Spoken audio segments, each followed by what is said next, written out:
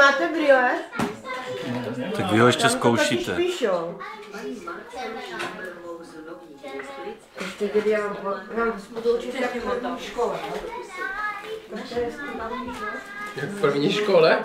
Tam to není český. Takhle to není napsané.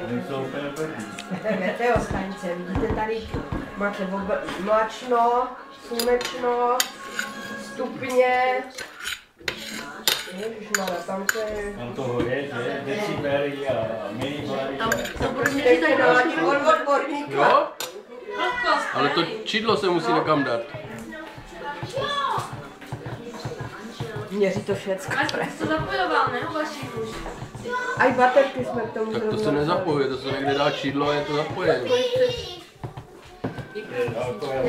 Vyhledám účtenku potom, aby... Ne, to je venkovní to. To musíte schovat i na ten Ano. záruka. No, tam se dá jeden, to je jak tady ten Zvonek. jak zvonek. To se nemusí přemrdnout přes okno. Ne, to nemá kábel, to je bezdrátový.